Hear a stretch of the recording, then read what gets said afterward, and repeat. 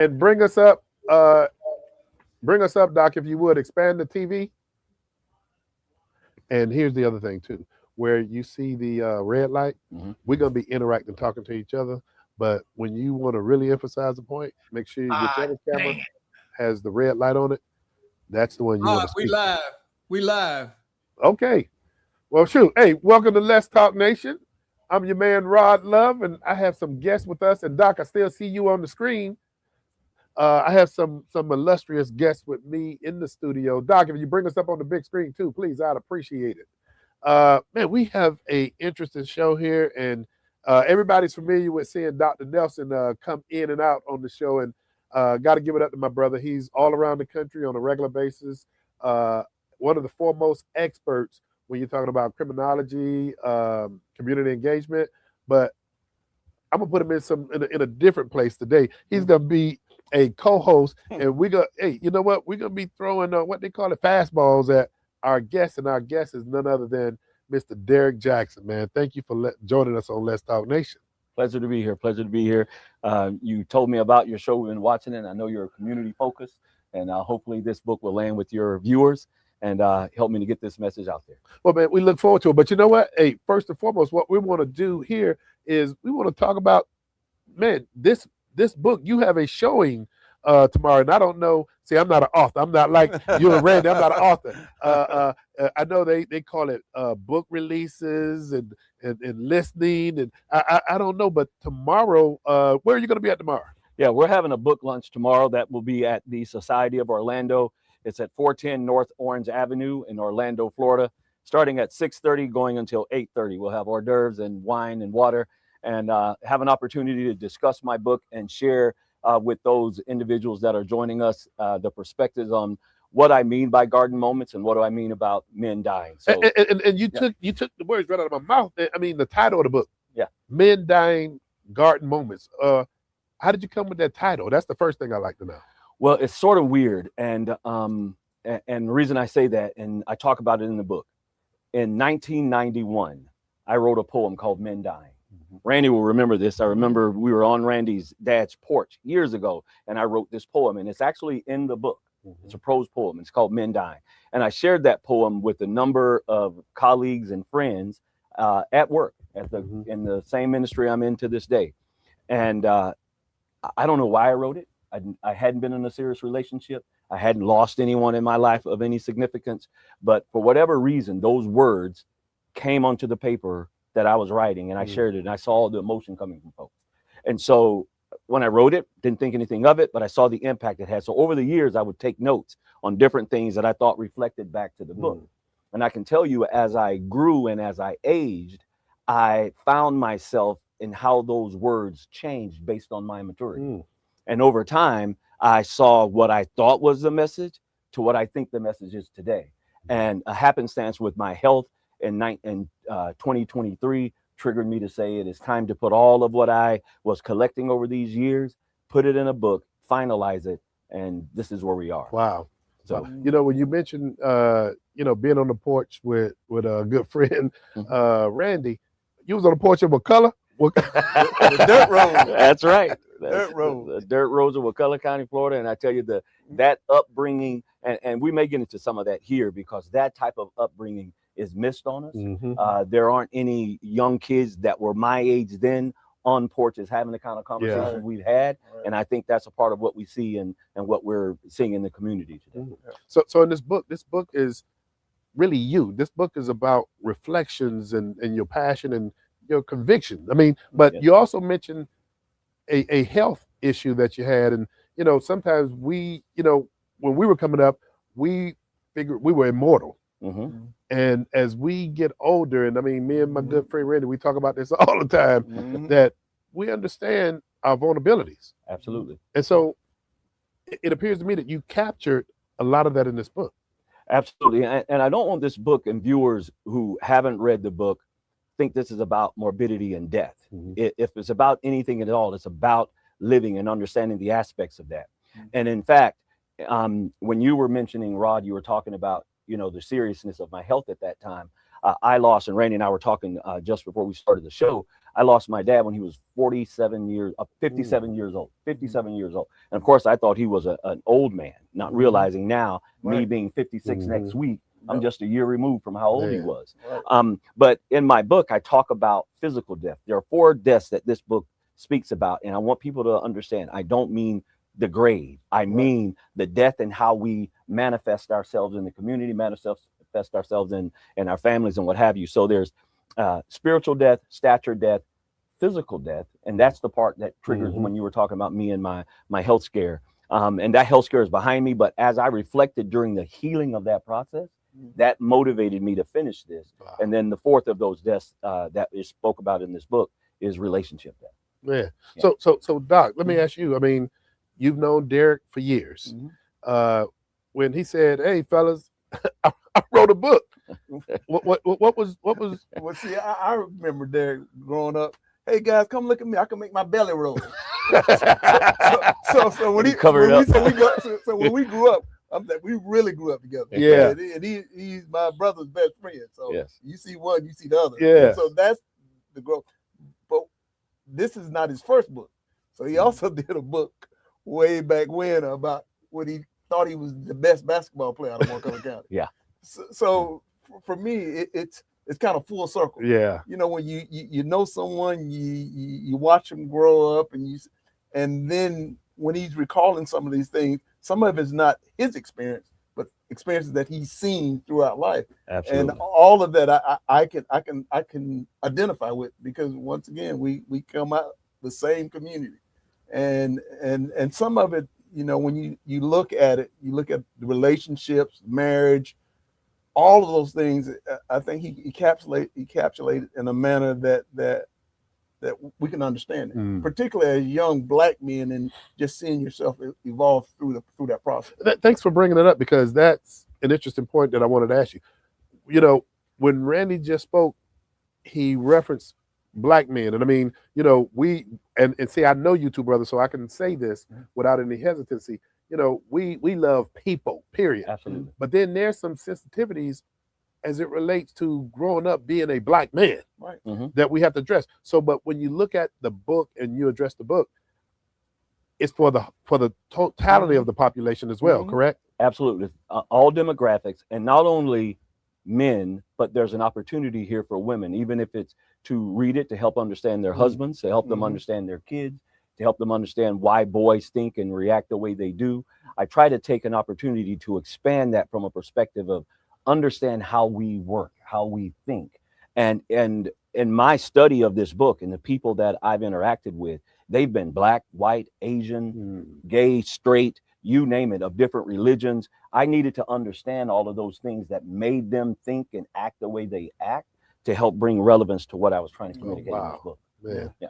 And all that comes through his lens, because once again, even interacting with people, it still comes through his lens as a young Black male growing up in Montgomery County. Yes. So all of his experience, all that is processed through that. And although it's processed through that, I think, as he said, male, female, Black, white, green, and yellow can benefit from the process, because at the end of the day, whether you're Black, white, green, or yellow, we all want the same thing out of life. You're right. So I think it adds value to everyone. So it's not specific, but me being a young Black male and living a similar experience, I think it probably touched us in a different way. You know, when we talk about lenses, and our executive producer, Doc Polite, he says this all the time. We prepared for the show, but he says all the time, Rob, prepare to go in a different direction. And just based on what you just said, my question for you, when you say this book can also be utilized as a tool for women to understand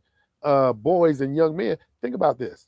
We often talk about how our mothers did a great job in raising us, but our mothers could never raise these boys to be men. Right. And so I just heard what you just said, and I mean, it resonates. Yeah. Speak to that a little bit, please. Yeah, and the thing that I wanted to be careful about is, you know, there's this thing out there, oh, you're women bashing or you're men bashing, and it's an automatic trigger. There are people who will look at this title, okay, and hear men crying again, right? Or we now have a man's going to tell women what we want them to hear. Either of those two personas are going to be missed in this book, because that's not at all what I am doing. My attempt, whether I'm doing it or not, is to bring light to the reality of what's happened. And what I mean by that is the opening of this book, and why I call it Garden Moments starts in the garden. There are two gardens in this book: Garden of Eden, Garden of Gethsemane. And when you think about the Garden of Eden, where it all started in the Garden of Eden, what we always tend to do, and Adam did the same thing, and he specifically said in Genesis 3:12, that woman you gave me. Right? We cast blame, and because of what she did, now I have to react in kind instead of leading and formulating what I own in that scenario and what I should do. And yes, Eve has a challenge and she had to deal with it, and God saw to that. So I'm not absolving women of their actions. That's for God to do. But I own mine. And we don't want to own what we do, whether it's a baby mama, whether it's a girlfriend, whether it's a wife, whatever that is. We own what's happening. And the fact that we don't own it is a part of why we see broken community. We see kids who don't understand and have their fathers. We see women who are trying to carry this burden on their own. And we make all of these arguments. But I always tell young men, and Dr. Nelson was always one of those people that will tell us there's a high cost for low living. He would just say this over and over. Now, he got it from some old school that gave it to him. But his thing was there's a high cost for low living. And we tend to want to forget that. And if you pregnated a young woman, however you did that, there's a consequence. And then if you want the consequence of kingdomship in doing that and not be the king in that home, you've got to understand there is a brokenness that happens, and unfortunately is perpetuated over and over. So I try to address that, to tackle that in a way, to not, again, give one party more than the other. But I do want to say to the man, you own the consequences of your actions. And for me, it's about accountability. Yes. And no one wants to take accountability. I mean, it forces you to look yourself in the mirror and take accountability. So we was having a conversation with a young fellow from Wakulla. Well, Derek is just the reverse of Kevin Samuels. Kevin Samuels, he holds women accountable. Derek just hold men accountable. No one wants to be held accountable. Right. And for me, that's what this is about, accountability. I know what Eve did. Just Yes. like I know what Eve did. Yes. But what's your accountability? Correct. And I also recognize that being in a marriage, that it's always give and take. Yes. So always give and take, and never 50-50 either. I hope you understand that. but that's the thing with accountability. When you accept accountability for yourself, that's irrespective of what your partner did. That's a hard pill to swallow. Today, tomorrow. Absolutely. I've been married 30 years. That's still hard. If I'm holding myself accountable, that can't be subjected to what she does. You're right. Accountability, my accountability is still my accountability. And that's what I got out of this book. Now, that's a difficult pill to swallow. Absolutely. That's a difficult. So it was equally hard to write. Absolutely. So the next phase is someone writing a book about Eve and hold Eve accountable. But that's not this book. That's what I had to tell. So let me ask this question. How are men silently losing their sense of identity, purpose, faith, and emotional strength? You know, you speak to that in this book.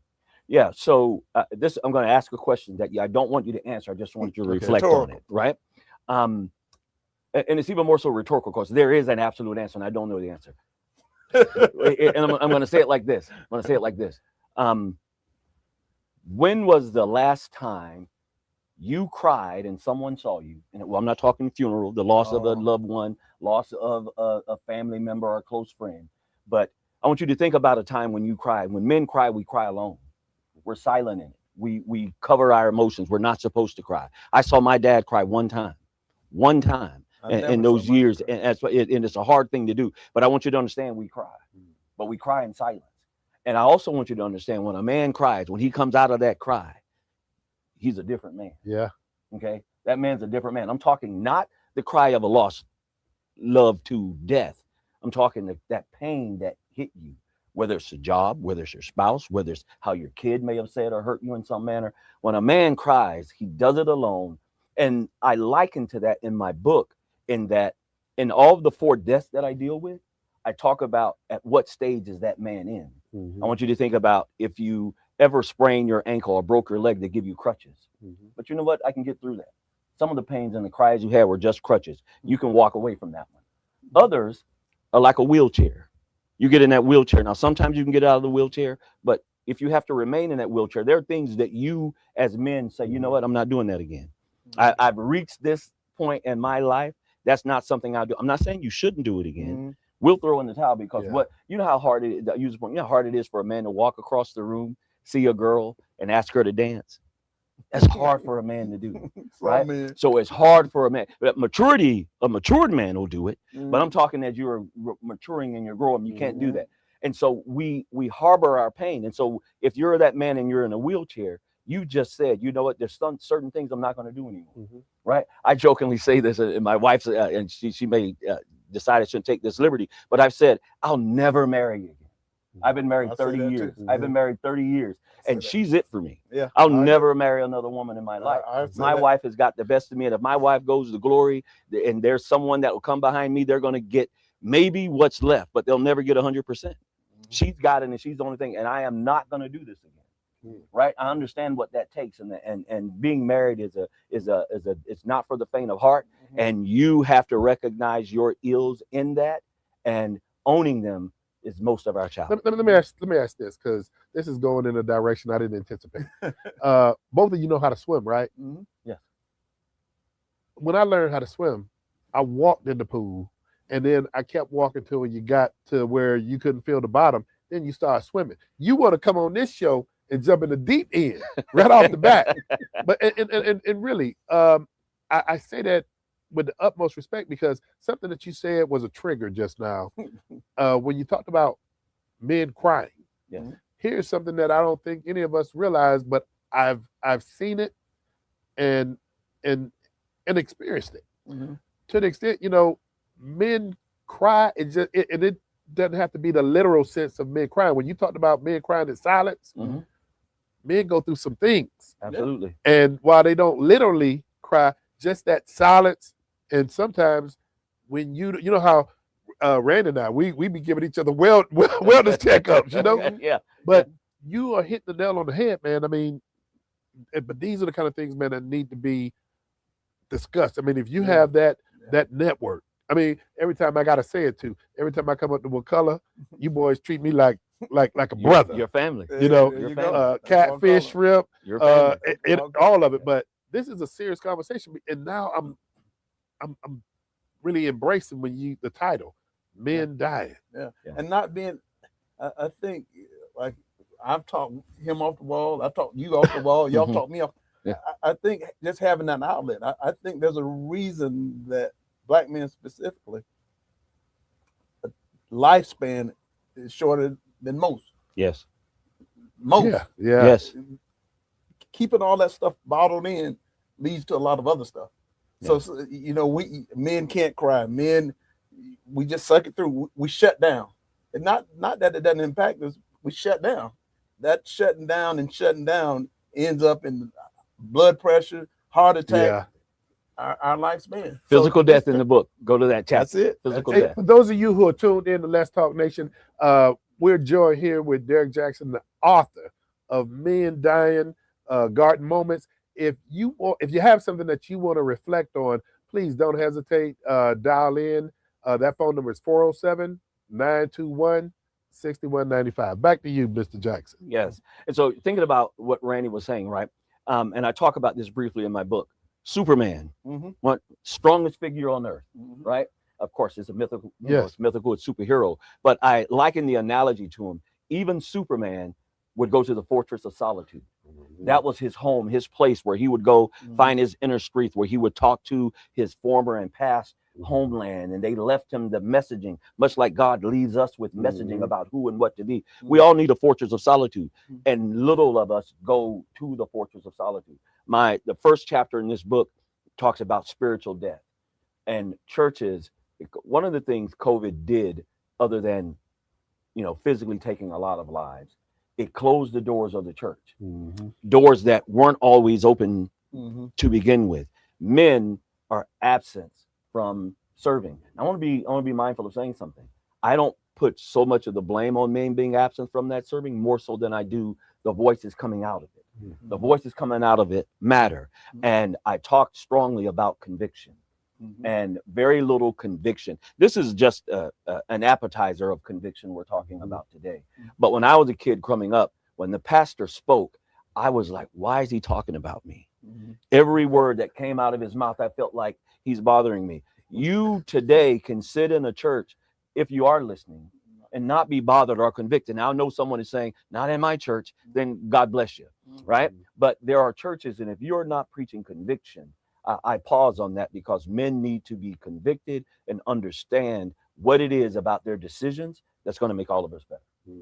And I think that it's different seasons. I do believe that, and for me, the church right now is my place of strength. A lot of the stuff I go through, when I go to church on Sunday, and 9 times out of 10, sometimes it's not what the preacher say. Sometimes it's what someone testified about, or just when I walk in, I just feel the weight.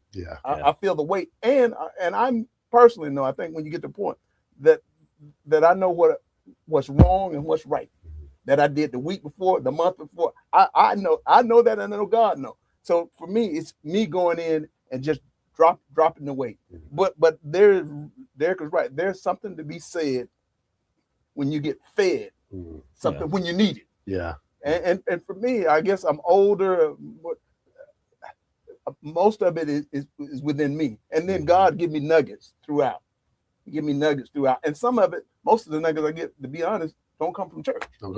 It comes from me driving the car to Orlando, listening, talking to God, reading my Bible. All of those things. Then sometimes I get in church and the pastor speaks just to what I was just thinking about. So it comes in different forms and fashion. Now, the fact that you don't see brothers in church, I do think some of that is, particularly younger brothers, need to have a reason to go. They need to feel it. For me, all these years, life has always kept me there. Then want my sons to see and experience that. And to add on that, when I was writing this book and I was looking at those 4 chapters, I realized, I have to be careful. One, this is 176 pages, right? It's hard to get men, particularly my brothers, to read. Right. This book will be available in audio, by the way, for those of you who don't want to do that, because Randy's point, you can go down the street and as you're driving to Orlando, listen to the book. I get a lot of medicine in that way. But when I was writing this book, there's so much I wanted to say and things that I didn't want to say, because I wanted to ensure that I had the audience listen to the message. Because there, at some point, you can start reading it and someone will read one line in the book. And you know what? I'm done. I'm not reading this anymore, not realizing that was just a part of the message. It wasn't the whole message. And the one point before I move from this, I want us to understand, because we've talked about men dying, but the most specific point that this book brings home is the garden moment. Okay. Because what we don't realize is the garden moment is where the failure occurs. And the reason I call it a garden moment is because Adam had a garden moment when Eve gave him the fruit and he did eat. But in the second garden was the same thing. When God was in Gethsemane, he went 3 times. He went to the man and asked them I have a heavy burden and I need you to be strong for me and pray for me. And we were asleep. Right. So those moments matter. And when you encounter a garden moment, I'm looking in the camera specifically now for all of us.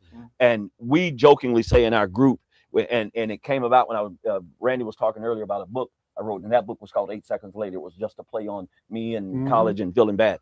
But, we said, guys, if you ever need 8 seconds, text me you need 8 seconds. And I'm very matter of fact about that. And I told our friends, don't play with that. If you need 8 seconds, if you text me or call me and say you need 8 seconds, I don't care what I'm doing. I'm responding to that time because that matters. And because garden moments are those moments, my dad would say, a single moment could be worth a lifetime of pain. Right? One single moment. And that's what garden moments talks about. It talks about making sure in those moments you give your anchor, your faith, your God an opportunity to help you in that decision. Derek, let me ask you this question. And I know it applies across the board, but if you had to point out what demographics this book really spoke to, and don't let me finish this part, because we say education is for everybody, no matter what age. But if you had to speak to what demographic this book really gets its arm around, what would you say that would be? Would that be individuals 20s to 30s, 30s to 40s? I mean, well, let me. I can tell you, I was shocked. Right. And when I say I was shocked, part of that could be my ignorance. But when I tell you in my studies with this, I've talked to white males Uh-huh. And I said, these boys' lives are as tore up as eyes ever was, right? Asian, same thing as, and I mean that literally, Hispanic. So the demographics of that didn't matter. Uh-huh. Now, what I will say, and this is no science or no law, though I did do the studies on it, and there's certainly some science out there to support it. But I got married when I was 25 years old. Okay. Okay, I got married at 25 years old. Meager accommodations at that time. Now, Randy is the academics, right? That's why he's a doctor. So Randy got married maybe like in his late 30s. But I am an advocate of believing you get married young, because if you wait until you think you're someone, it's going to be, because I'm looking at three men, right? I don't know. I know Randy's question because we've grown up. Look at Rod. If we were where we were today, hard and you're single, I find it hard for us to be married, right? You're right. You because we think, I hear people now saying, I'm the catch. A woman will say she's a catch. A man will say he's the catch. We've gotten beside ourselves with who we think we are. Yeah. And the part where you get to grow up with each other, build with each other, matters. And if you're one of those people and you're trying to say, I got all of my degrees, now I'm ready for her, you're not ready for her because you think her or he is not enough because of what you think you materially bring.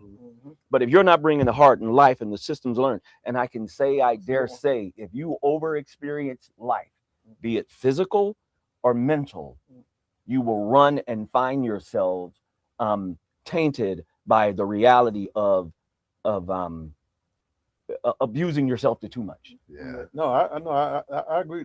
When I think of this book, I think both. I think a young lady trying to find her way and her partner in life would benefit from it. A young man would benefit, but I also see that at the back end. Gotcha. Now I'm a little different. For me, and given the young people today, there's no stick to itness. So you won't see too many people getting married at 22 and still being married at 25.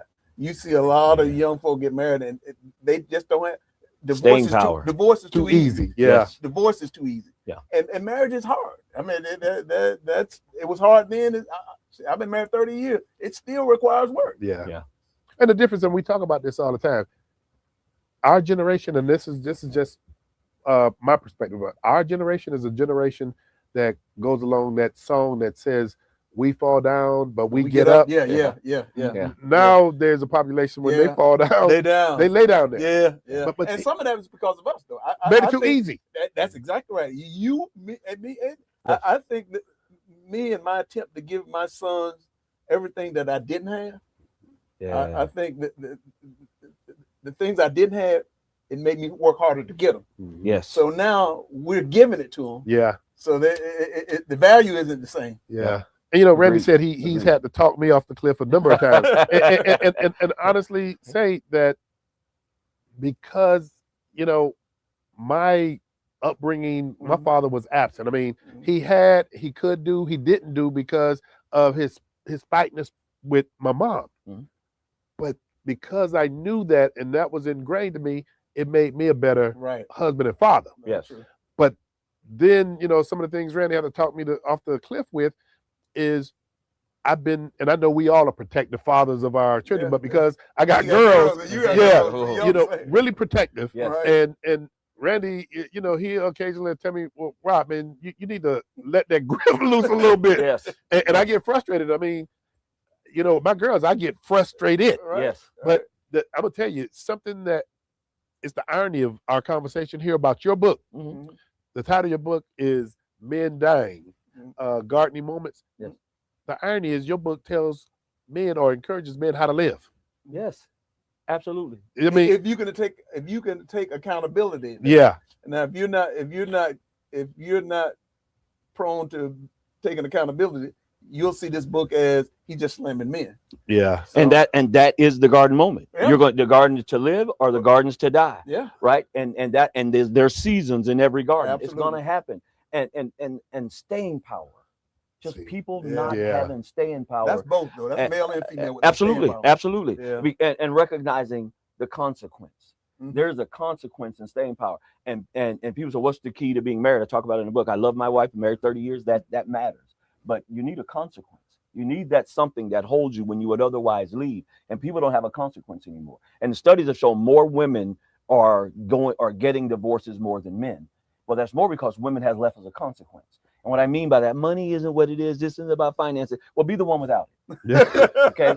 If you don't think that's the issue, you be the one without it, because in the reverse, the man would be the one who would lead more, because he is the typical breadwinner in that sense. Now, because women have upped their game, they're working hard, they're getting their education, they're balancing themselves, more of them now, and there's a shift. And as a result, some of that will shift. And dare I say, because of it, it's also makes me fear for what's going to happen in the future in terms of relationships. We're Again, seeing it. 30, 31-year-old daughters, 31, 32. And I'm saying, I said, you're beautiful. But you know, they're calling me, and my wife said, you got to let them live. But when your daughters call you, Dad, can you? Dad, can you? Dad, can you? You know, I don't want where I feel like my daughters have to be where a guy. You were guys once, not me. I wasn't the guys you were. Right? A disadvantaged girl would get disadvantaged, right? Would have gotten disadvantaged. You guys did that, not me. And I don't want that for my daughters. And dare I say, some of the support we throw out there might, to Randy's point, even about his sons, they've got to be able to fight through that and see that in a manner. But Otherwise, you two don't let your daughter. You got to let your daughters do that, though. Well, have daughters, Randy, and then that's true. That's absolutely true. Yeah, that's absolutely. But that's my thing with Rod. Rod, you just got to she got to figure that out on her own. Like, well, if it costs me for her to figure out, no. But you know, the other part too is we know some of the consequences of falling. But you know, see, that's what I'm saying, and that's what my sons. I got to let them know that stove will burn. Yes. See, me telling them all the time, you know, is one thing. But if once you burn, I don't have to tell them no more about that. That just reminds me of, you know, this TikTok I saw.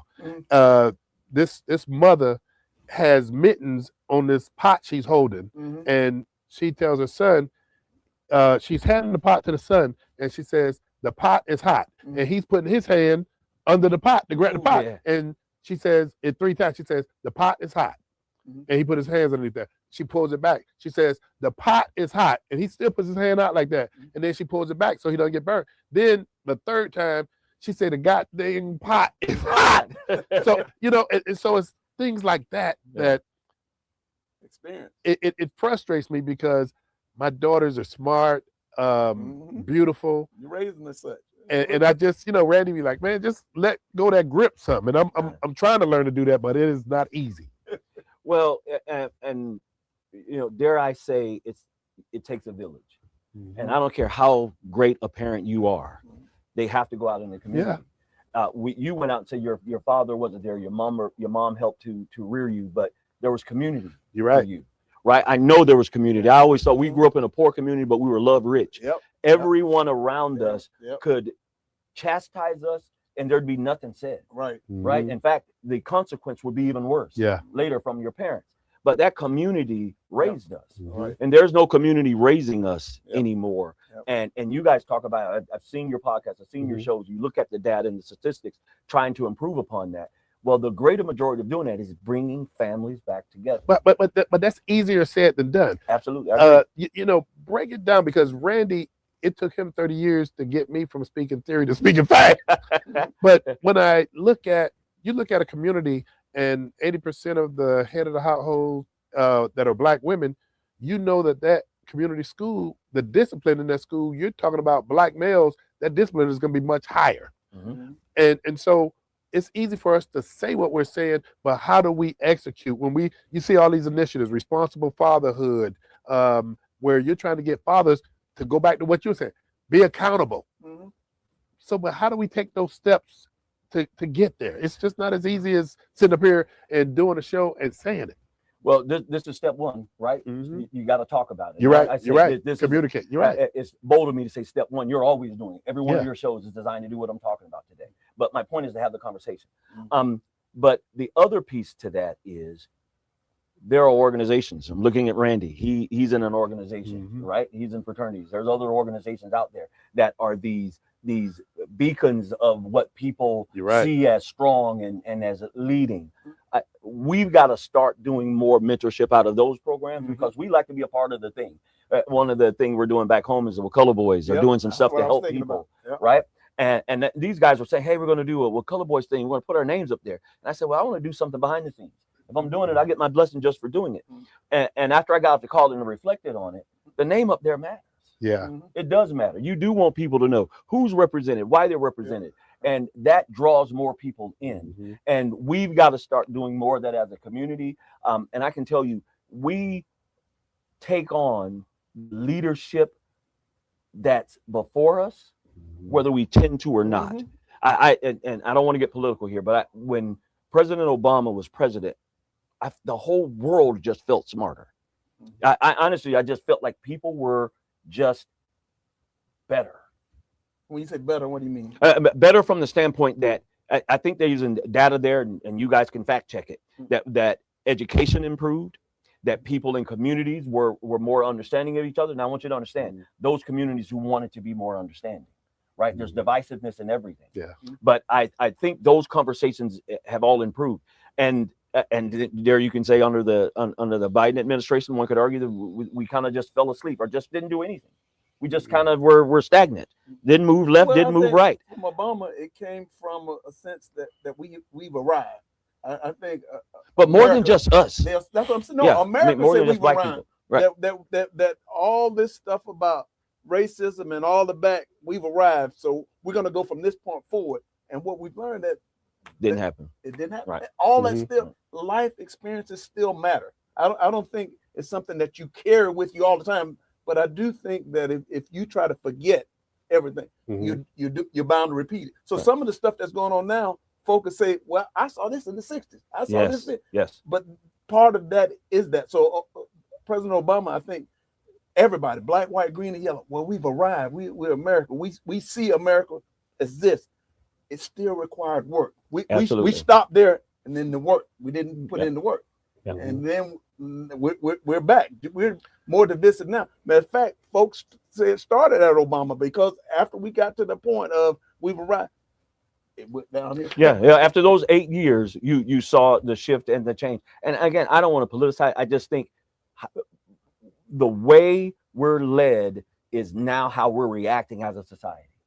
We're just all following this. It's all about me. We're going into our own corner. We're taking our own approach. And I think that divisiveness and everybody going into their own corner is I got a question of how we're led. Doc.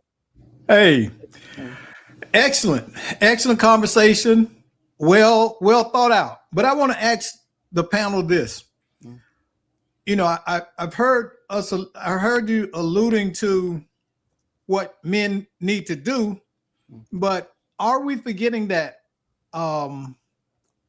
many of these guys don't know to do what you're saying to do? They don't know how to do it. You know, when we say be responsible, what are we saying?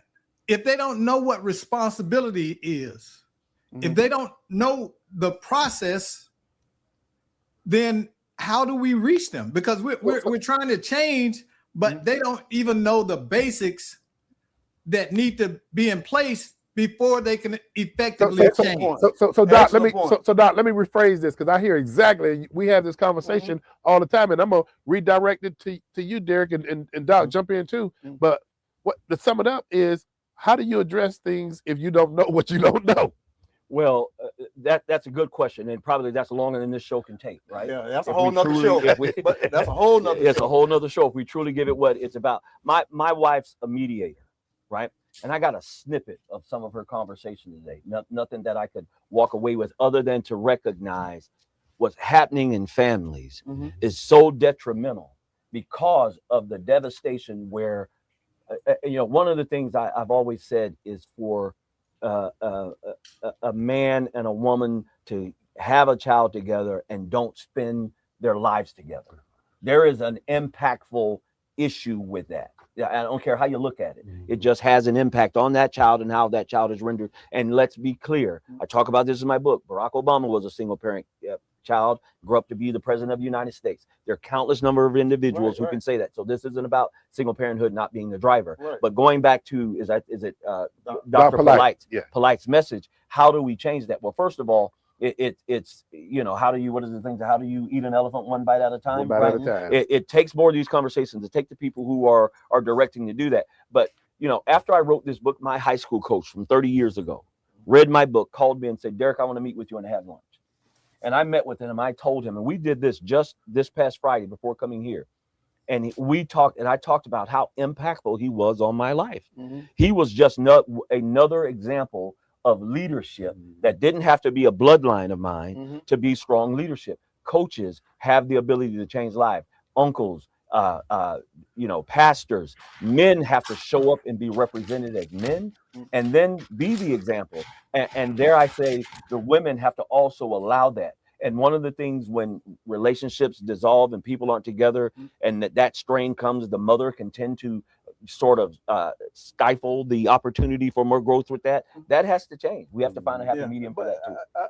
Dr. Polite is absolutely right. But Rod, you think about it, everything that we've done from the mentoring 3rd grade to 5th grade young black males, is because what you said.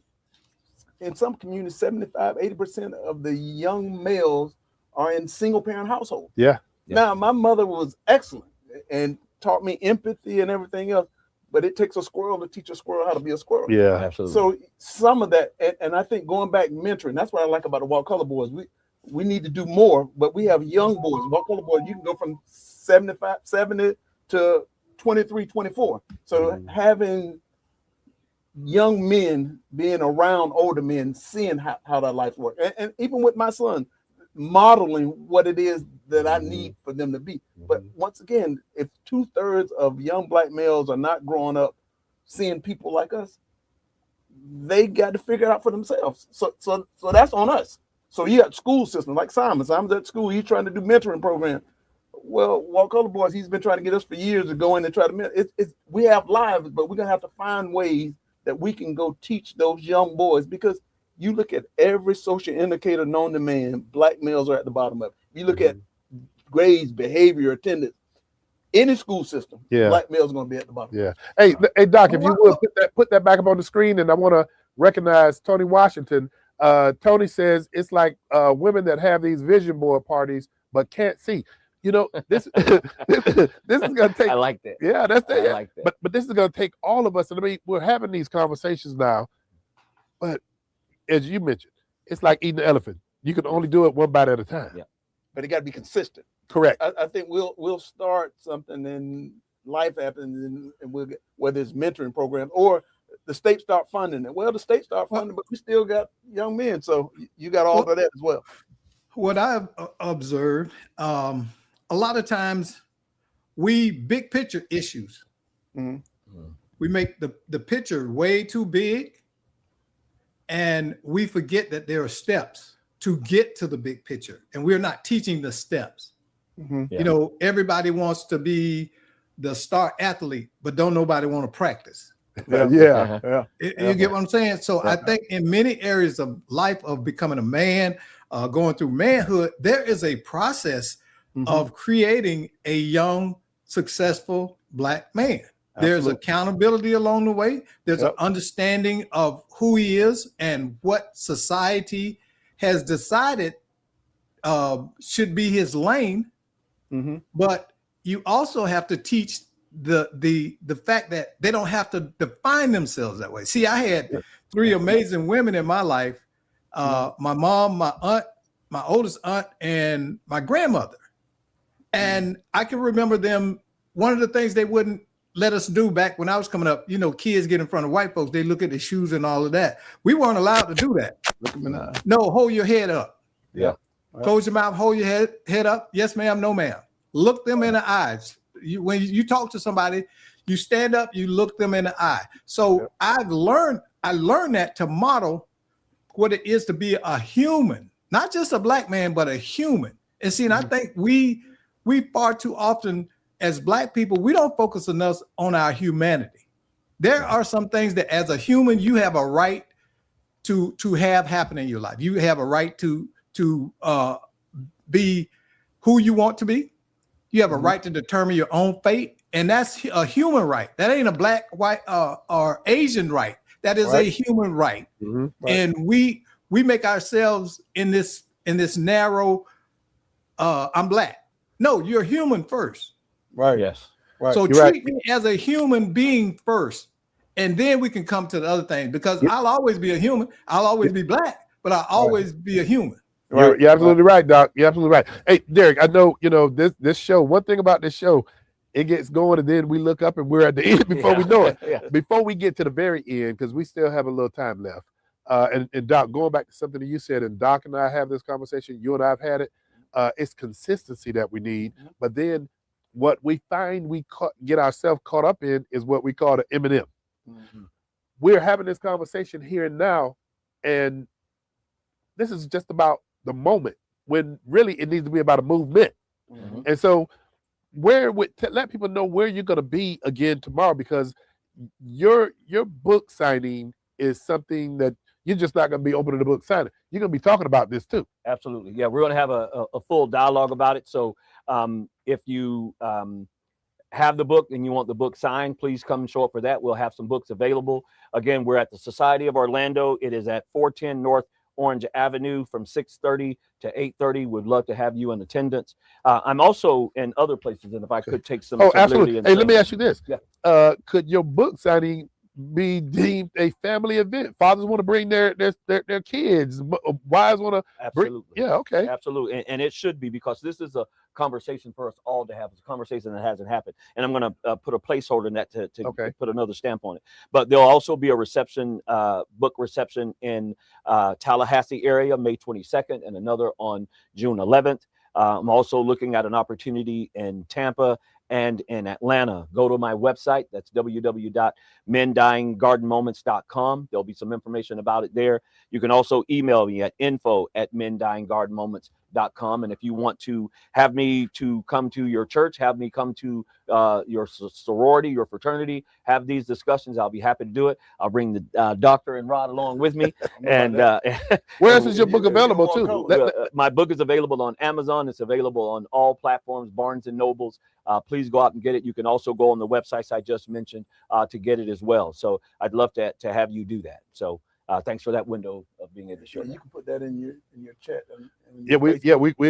Doc is good. Doc knows how to do all of that. All that information. So we're having a conversation that's just evolving, and good friend Tony Washington, I hadn't seen and talked to her in a few years, so it was good to see her pop up on the screen. But this is a conversation not just for men. This is a conversation for people, period. Correct? Yes. And this was a point I said I wanted to put a placeholder on. We jokingly call the thing we do in Tallahassee the board meeting, right? It's just an opportunity for us guys to get together, just organically just turn into something we call the board meeting. Sometimes it's a small group, sometimes it's a large group, but it's one of those iron sharpens iron situations where we try and talk and have real conversation. Just guys. Women are invited, but we try to keep that on the fringe so that we're not distracted by the squirrel, right? And so we narrow it down to that focus. And what I'm hoping we can do, this goes back to Dr. Polite's point of what do we do? How do we do more in it? How do we change it? We got to start having more conversations. Right. And the more conversations we have. So if you don't have a board meeting in your city, in your town, I challenge you to get with your group of guys, your friends, call it a board meeting, get together. It doesn't always have to be about solving the world, but it should be about iron sharpening iron, bettering one another. Because I can tell you, and Randy, and this isn't to throw flowers his way, it's just real. He's respected very much by our friends. We did a party for this guy. We don't do that. We're all pig-headed and arrogant, but we thought it not robbery to do that for him. And I always remember Dr. Nelson saying us to always, about being the leader and communicating well. He dropped me off to my junior college on his way to college and said, I've done my job. It's time for you to do yours. Wow. And that's the message for all of us here. Yeah, being intentional. You know what I'm saying? When you have an opportunity to help support, the guide, to help in the development, be intentional about it. Now, what it is in Wakulla, we don't have a whole lot of time. Yeah. So we just have to make time. So that's what I'm hoping with the Wakulla boys. We're doing a lot of things, but it has to be intentional, and that we have to keep doing it. And even with the board meeting, I think it's iron sharpens iron, but the next thing is intentional. After we've sharpened, then we got to go out and execute. Absolutely. Hey, well, for those of you who've tuned in to Let's Talk Nation, I mean, this has been an excellent forum with Derek Jackson. And again, I got my old Wakulla buddy, Dr. Nelson, to come to be engaged in this. And I mean, Randy hits the road on a regular basis, but Derek, he said he had to be here to support you in depth. It would not be a bad thing. We got to do a follow-up with you, man, because this conversation leaps into everything Let's Talk Nation is about. Happy to do it. Well, you need to take Let's Talk Nation on the road. So There's that. Gainesville, Miami. You claim to be from Miami. Let's go to Yeah, Miami. let's go. Hey, I come from that part of Miami where Mama made sure you was in the house when the lights went off. So, but hey, for those of you in the Let's Talk Nation audience, hey, we sincerely appreciate you. We look forward to having Derek Jackson back again, and I want you to have the last word. And if you would look at that red light and let people know what you want them to know. Well, thanks so much, Rod, again, for giving me the opportunity on the show. It's nothing you had to do. I've watched you for years, and I've saw the things that you guys have tried to do in community. And honestly, this is more than about buying a book and purchasing I feel very well at what my career is, right? I've been involved in healthcare the last 30 years. This isn't about selling a book, but it is about bringing home an idea. We've got to do better, men. Have your garden moments. Find men that you can go to that can help you during your challenging times. Yes, what happens to you matters, but what is more important is what you do about it. And make sure you make the right decisions no matter what's happened to you. Be reactive in a positive way to the result of what happened to you. All right, then. Hey, tune in for Let's Talk Nation with attorney Greg Jackson and Rod Love. And I know our executive producer, Doc Polite, will be jumping in on that as well. Derek, we appreciate you being here. Dr. Nelson, you know you're welcome anytime. We'll see you at the 7 o'clock hour.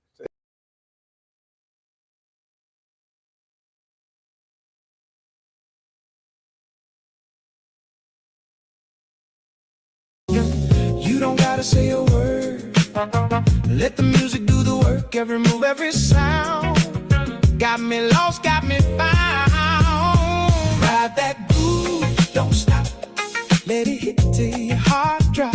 Slow it down, take control.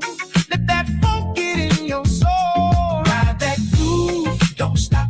Feel the heat, let it dry all night long. We roll, vintage vibe in your soul. Soft touch, rhythm in your step. Every second got me locked, no stress. Guitar crying in the back, that old school feel, no turning back. Close your eyes, feel the wave. This the sound you wanna save on repeat every night. This that vibe, this that life. Ride that groove, don't stop. Let it hit till your heart drop. Slow it down, take control. Let that funk get in your soul. We don't need no sunrise. We just stay in this vibe. Let the record spin again. Lose yourself and just pretend. Slide with me. Don't let go. Feel that groove. Nice and slow.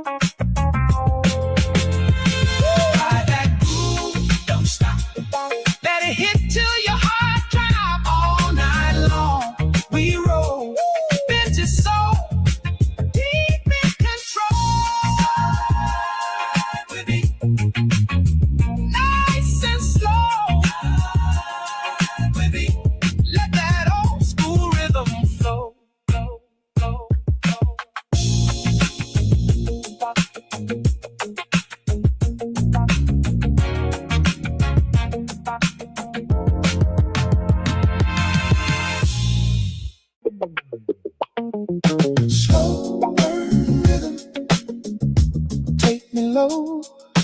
Feel that fire, nice and slow. Slow burn rhythm, don't let go. Stay right here, lose control.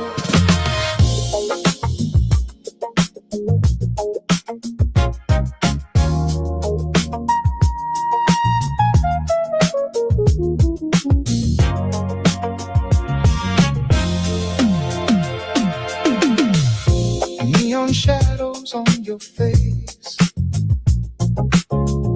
Moving close, we set the pace. Every beat pulls me in. Let the night begin again. No rush, just ride. Let it move inside. Every sound, every tone takes us home. Slow burn rhythm, feel the heat. Heartbeat dancing with the beat. Slow burn rhythm, hold me tight. We can ride this all night. Slow burn rhythm, don't you break. Every move that we make on repeat, let it flow, take it down. Nice and slow.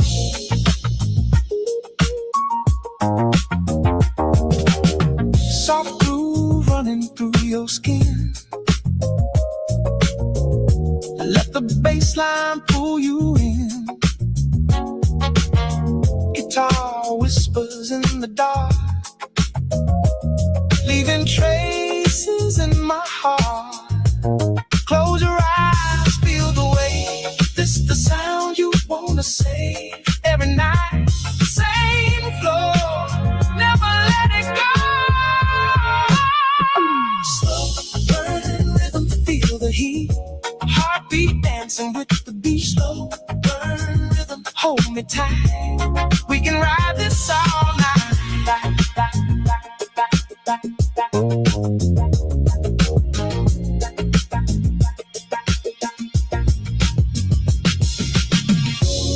If the night fades away, we just press replay.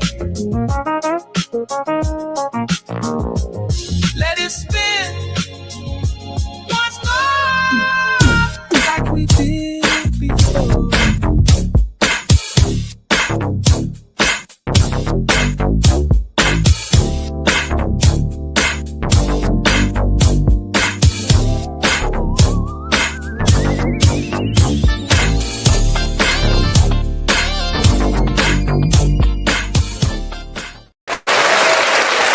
Hey, welcome to Let's Talk Nation. I'm your man, Rod Love, and most of you don't get an opportunity to see this part of the pre-show where Attorney Jackson and I, the General, are doing our setup. But, hey, welcome to Let's Talk Nation, and we'll be jumping into this real soon. So Mondo, oh, he's telling you to do something over there? Okay, we good to go. We good to go. And, boy, Doc Polite is good, man. He went from one studio to the next that quick. Hey, Doc, how are you doing this evening? Hey, and then he gonna get mad at me because he gonna be like, man, you supposed to give me a cue to jump on in. He ain't give us no cue to jump in. Hey, General, how was your weekend, man? And I know your weekend was excellent based on the picture you just sent me. Nah, man. So this weekend was a great weekend for folks who don't know, because I don't really talk that much about it. We had a graduation this weekend. My daughter graduated from the highest of Seven Hills. Hey, following in Dad's footsteps. Congratulations, man. In a civil engineering program. So that means that she's a whole lot smarter than I am, and I ain't mad at her. Congrats, man. Boy, incredible. Hey, and then the plan is kind of navigating the same path Dad went.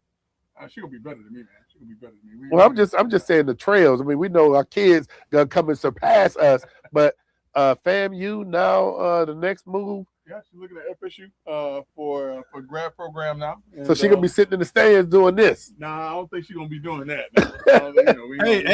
Tell Kenny congratulations, and Dr. Uncle Dr. Polite will be calling her for a loan. Hey, I tell her. She making that chop now. Yeah, man. Man, so, congratulations to you and your wife and Kennedy. You and your lovely wife. That's exciting, man. Appreciate that. So yeah. So we got everybody's out the house and on their own and doing their own thing. But I mean, they never are completely out the house. Yeah. So, like, even if I go to my parents' house, I still got my room. You know what I'm saying? So I mean, the same thing for her. Yeah. She always has a place. So yeah, it's always. But man, General, I tell you, that is, man, incredible, exciting, because I saw Kennedy when she graduated high. What was she on the rowing team in high school, right? So she was in the rowing team in junior high. And track. And she did track in junior high, and she ran track in high school. They went to states. The for 3 years. And you take a little credit for 4 coaching years. her a little bit. You know, man, I got some skills. You know what I'm saying? I got some skills. I helped her to get the speed up. You know what I'm saying? So Man, hey man, but congratulations, man. That's exciting news. No, man, man. I appreciate that. So, but listen, I mean, all credit to her. She went up to Tallahassee, kept the nose clean, did what she had to do. Like I said, I mean, she graduated magna cum laude, which meant that she was serious about the book. Oh yeah, serious about the books. On top of her game. Yeah, on top of her game. And so I just got off the phone with her. So Doc, you know how it is, man. They can be grown and in their own house and all this other stuff, but she still called me to send her some ginger ale and some soup. So I just Instacarted her some ginger ale and some soup. And she ain't feeling well. Daddy's baby always. Yeah, I just had to send mine some money to help with their wedding. Listen, man, they never go too far, and I ain't mad though. I ain't mad. Yeah, that's exciting news, man. I mean, I'm excited because I saw this evolution. Yeah. I mean, it's kind of like the same with Rihanna, and then Reagan gonna be doing the same thing. Yeah. So you know what I'm saying? We all watched them growing up as young ladies, and we were trying to figure out where they were gonna go, and all we could do is just kind of be the examples. Yeah. Of how to do things the right way, and hope that they pick up what we're putting down. Because kids, they don't let us know that they're watching us. We just have to know that they're watching us. And you're right. And we have to continue to do the right things, even when they turn their back and they're not paying attention to us, and we think they're not paying attention to us. They are watching everything we're doing. Hey Doc. So Greg, I don't know if Greg needed to be in that therapy session we just had with the show we did before this with Derek Jackson with men dying. Doc, men dying, garden moments when Randy was talking about walking me off the cliff sometimes with, me and my girls, and then Derek has 2 girls. You got your girl. But you know what, Greg, I just noticed this. And maybe it's that attorney in you. I've never had them say, Greg, come off of that cliff about Kennedy. You've always been in control of yourself with that, man, and that's something that I have not been able to do. Listen, man, I mean, it ain't easy. You know what I'm saying? It ain't easy. It's easy. It's raw. Okay. Hey, thanks a lot, Doc. You say that's what it is. Raw. We talk all the time, and of course, we talk about kids and stuff. And I have told him I had to learn how to bite my tongue, especially with my son. Mm-hmm. And so now I've learned to tell him I don't have to live with the consequence of your decision. You do. Yeah. And it took, and I'm like, he used to say, I'm just like you, Dad. And I'd be like, no, hell, you ain't. I said, I see you doing. Ain't no way in the world I would have did that at your age. Yeah. I say, you can ask anybody if I did those type of things then. And now it's funny because he didn't mess up his life. He just drug his life, starting out in his 20s and the early 30s. Now he's trying to catch up. Mm-hmm. And I told him, I said, had you did it right when you had the time and you had the support, it would be much easier now. Now you got to do everything on your own. Yeah, man.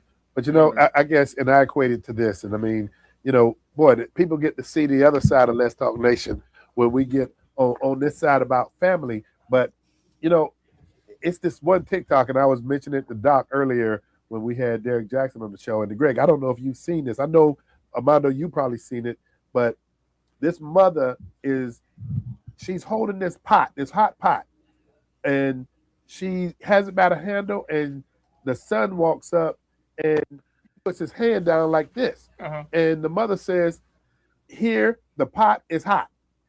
And the boy still put his hand under to think he gonna carry this hot pot with his hands. So she says that one time. Then the second time he puts his hand up, she says, the pot is hot. Mm-hmm. So he does it again. And the third time, to help him understand. She put it in his hand? No. She say, the pot is damn hot. And so then he goes and grabs it by the handle like he should. So sometimes, sometimes, man, that's my frustration. But Doc, I just thought about it. In all these years, I've seen that video. Greg is, he's had that general control. I'd have been like, go in and touch it. Go and touch it. Go and touch it. Listen, no, hey, don't believe me. You know what I'm saying? See for yourself. Yeah, let life be the teacher. If you don't want to listen to me, let life be the teacher. So Man. that's, you know. So Greg, will you let Hey, folk know who they're listening to? Oh, we can start now? Yeah, we can start now. So listen, right now you're tuned in to two of the most influential voices in Central Florida on the Monday Night Podcast with our very, very special friend and our producer, Doc Polite. If you want to be a part of the night show, all you got to do is hit, hey man, what the phone number at? 407-921-6195. Why you got to memorize? Because it's rolling down the screen. Oh. And that's these old eyes. Hey, if you want to be a part of the night show, all you got to do is Hey, hit where the smart glasses at? What? Where the smart glasses? Oh, they're in my bag right there, man. Yeah, 479-216-6195 to talk to Brother Love, Greg Jackson, and Doc Polite. Sometimes we let Armando hit the microphone. Hey, Armando, hey, don't laugh at me, man. Don't do that to me. So, Brother Love, see y'all to mess up my flow. Let's get it on, man. Let's get it on. Let's get it on. He could have just said, I memorized enough. He going to embarrass me talking about on the screen. Hey, right out the pocket. He going to embarrass me in front of my friends, man. Hey, man. Hey, gas price. Hey, did I ever tell y'all about the story? I punched my little great nephew in the throat. No, Doc. You talking to the Hey, this was before my mom passed, right? It's probably about 4 years before she passed. Uh-huh. We went to Thanksgiving at my mom's house, right? So my nephew's son was over there, and he was running around. You know how kids is. He about, I think G-Baby, BJ was like 6 or 7. He just running around, just hitting everybody. Everybody saying, "Stop, stop, stop!" He came over toward me, right? And I looked at him. I say, "I'm gonna tell you now. If you hit me, I'm gonna punch you dead in your throat." And he had been, now all the other adults, they run around there, right? He hit me and I whop right in the throat. And everybody like, why you do that? I said, I told him what was gonna happen. See, sometimes you need to teach people what's gonna happen. You gave a warning first out. Hey, don't like when them old men go to the karate class with the kids and be beating up the kids. One thing about Doc, I fight everybody. I don't care. Hey, I'm starting calling you Dragonfly Jones, man. Hey, I'm starting calling you Dragonfly Jones. Hey, Mother, I tell people, I don't hit people. The laughter tonight. Yeah. Hey, Dragonfly Jones being them little karate kids in the class of little kids with the karate thing. Boom. Bam. Hey, his little like a Martin Lawrence. No, his listen. hot water. Hey, that's a true story. My wife was livid.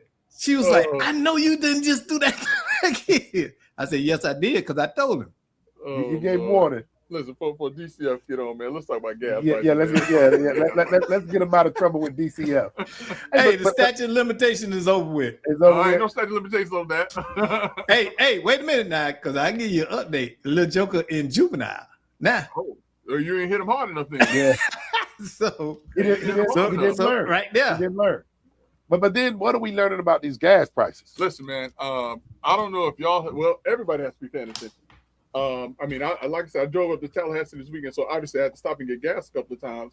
And I mean, right now, you're talking about gas prices for regular unleaded at $4.37 a gallon. If you're getting premium, now you're talking about $5 and some odd cents a gallon. In California, the average gas price in California right now is over $6 a gallon. So we talking about regular? Talking about regular gas. Ooh. So Americans, man, I mean, we're starting to really and truly feel the crunch from what's taking place with these gas prices. Now, correct me if I'm wrong, but I could have sworn that President Trump said that when he got into office that he was going to make this the best and strongest economy for everybody. Yeah. How are people feeling now? You know what? I mean, those gas prices are affecting everything. Everything. Food prices, entertainment prices. And also, who sent that this weekend? Was that you, Armando, or Doc Polite about what happened with Spirit Airlines? Oh, Mondo sent that. Mondo sent us up today. Listen, that's a direct correlation to these gas prices, also. Yeah. Yeah. So let me ask you this question, Greg. And I haven't kept up, and I've been busy. Is the straits open or closed now? This is my understanding, and this is fascinating when I found this out. And Doc, I don't know if you heard this or not, but apparently the Straits of Hormuz are open for some folks, but not the U.S. or Israel. So when they were talking about certain people paying tolls to come through, these are the countries that have agreed with Iran that they'll pay a toll to come through. And maybe that's why some of the countries aren't coming behind the U.S. because they're actually able to get through. But Right now, the U.S. isn't able to get through. And today or yesterday, President Trump indicated that they're going to be U.S. flagged ships to bring or to escort U.S. commercial vessels through the Strait of Hormuz. Well, Greg, let me ask you this. I mean, and you, me, and Doc, we've been having this conversation. I'm sure Mondo's up to speed on it, but isn't it hundreds of freight ships that go through the Straits of Hormuz? So do we have that capacity to escort enough ships through there to, I mean, because right now, if that thing opened up yesterday, based on talking heads, we wouldn't feel the impact of it till sometime toward the end of the year. In terms of let me say this. Let me say this, because I want to frame this up. Right now, the United States is getting played in regards to this oil thing. What's happening is the ships that are getting through, they're not paying in US dollars. They're paying in yens.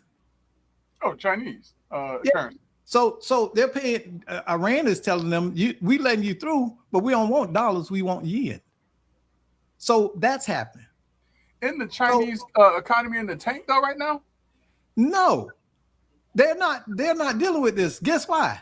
60% of their automobiles are electric. So it doesn't have the same, though. Huh? No, I thought China was getting tagged from the tariffs though. What tariffs? The U.S. tariffs, remember? Man, listen, that stuff's still coming here. You still go and shop at Walmart, don't you? No, I don't shop in the Walmart, man. Yeah, people still shop at Amazon.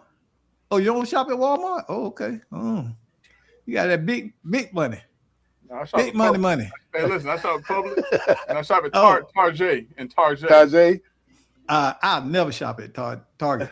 Oh, I don't like you gonna talk about me and Walmart? Listen, I don't do Target.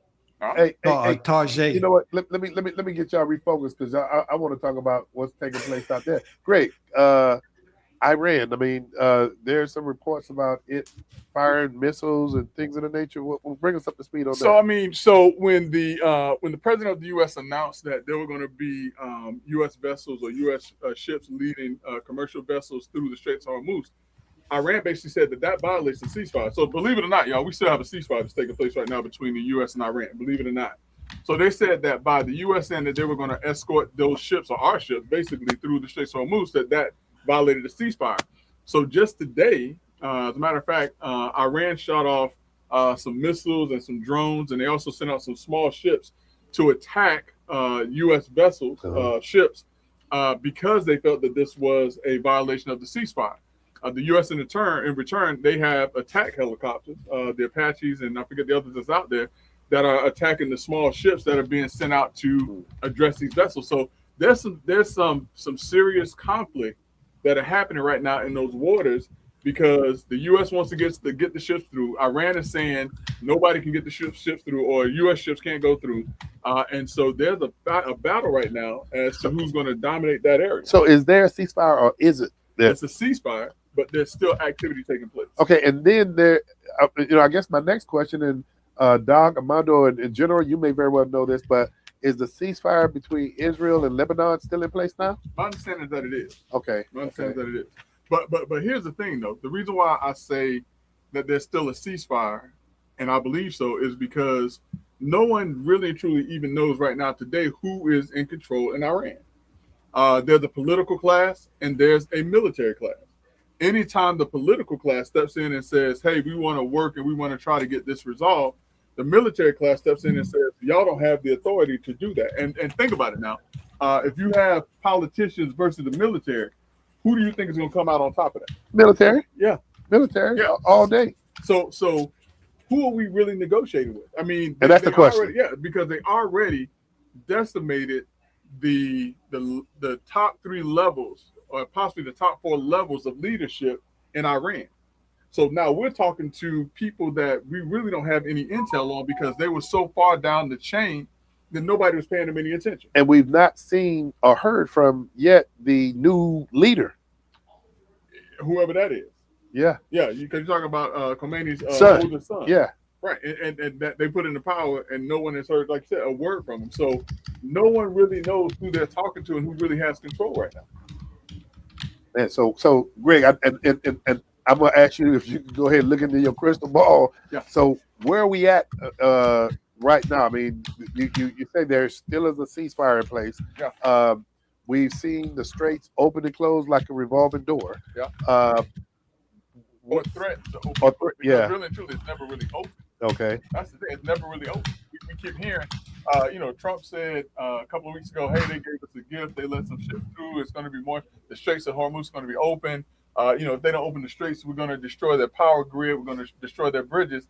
But yet still here we are still with U.S. vessels and other vessels that are stuck waiting to get through the Straits of Hormuz. So at some point in time, what's those saying, we're going to either have to barbecue or mildew. And I hate to put it in such remedial terms, but that's what it boils down to. Who's going to barbecue? Who's going to build? So the other interesting thing, and I'd like to hear you and Doc's response to this. The Straits provides 20% of the world's oil, and right now we see the crunch of that 20% being constricted. So where are we getting our energy sources from around the rest of the world? I mean, Doc, I know you may have some idea, but if this is taking place right now, where are we getting, the rest of our resources from? Well, the U.S. is actually energy independent. We don't need to import oil. People don't realize that. Yeah. So it doesn't impact us the same way. But here's the thing. Because we tend to dominate the oil market, places like Iran and the Middle East and China and Russia are trying to outflank us by reduction of reliance on oil. Right now, China for manufacturing is 75 to 100% dependent on oil imports. So that makes them vulnerable right there. But think about this. They have ramped up their solar energy industry and their EV industry. So within, let's say, a generation, that's going to greatly reduce their reliance on imported oil. So what's going to happen? Since you don't need a commodity, what? The value of it is going to go down. But here's the thing, though.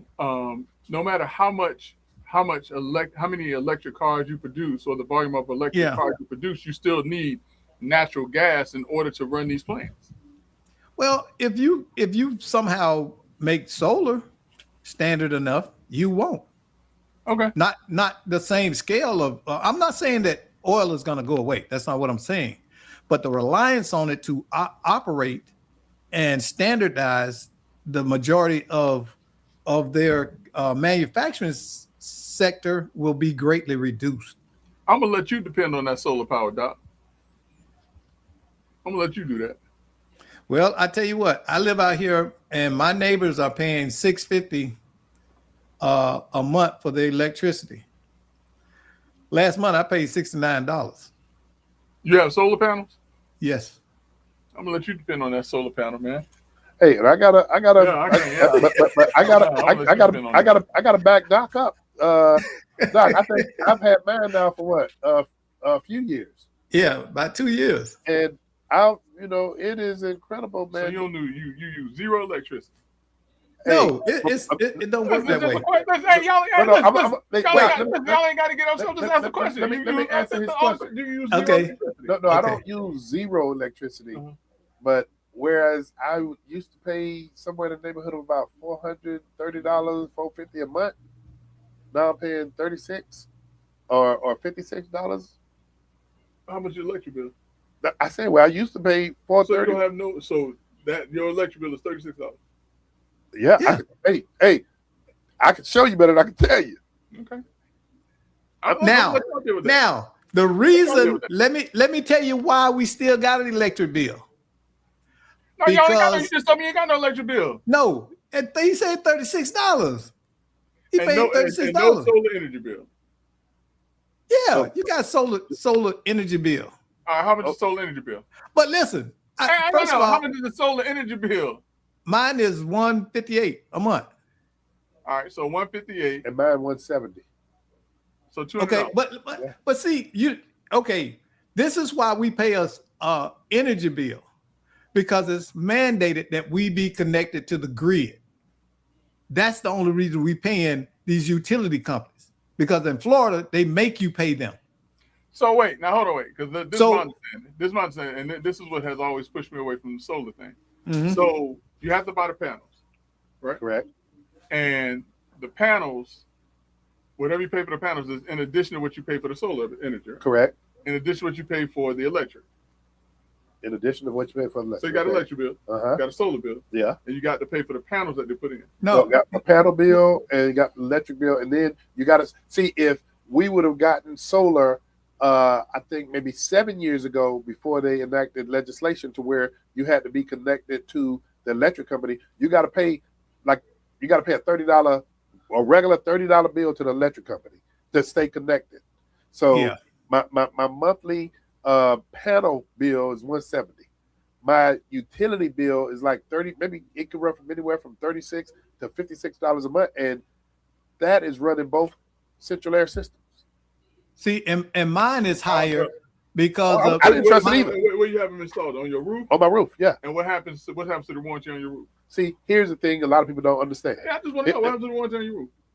If anything happens to those solar panels, they repair. They repair them. Not the panels. The warranty on your roof. Oh, that too. The roof is set. The roof is. I still am obligated to the roof. Matter of fact, I just recently been in the home 18 years now. And just got the roof replaced. Right. If the roof is damaged as a result, hold on. If the roof is damaged, because we got the same solar panel company. If the roof is damaged as a result of the solar panels, they replace it. They replace the damage that's done by the solar panels. No, okay. All right. So, but the warranty to your roof and overall, does the warranty to your roof remain in place when you put the solar panels on it? I would say yes. No, my understanding is that it doesn't. What do you mean the warranty? Okay, so if you right now you have a warranty on your roof when they construct your roof, you have a warranty on your roof for however long, whatever. If you put solar panels on the roof, you said does it void your warranty? Yeah. No, it didn't void mine. But let me tell you the problem with that for me now. What? I have a tile roof. Oh, see, you got a different. See, we what do you call it? Well, see, you don't even have to put it on the roof. Huh? You don't have to put it on the roof. Yeah, I don't want it on the ground out in the yard. So no, they can put it on a pole. Put it on the roof. And if you put it on the roof with the tile, our warranty on our tile roof goes away. See, Greg got that fancy real. Yeah. We got regular people roof. You know, we got regular people roof. Hey, let me ask. I got a regular people roof. Hey, General, do we have an endorsement commercial for many of these solar panel companies? And we up here giving them all this time. Yeah, man. All right, man.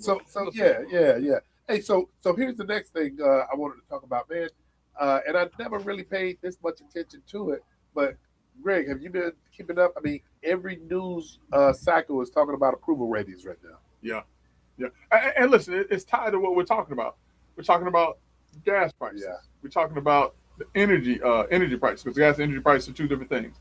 We're talking about food prices. We're talking about the travel expenses with the airlines.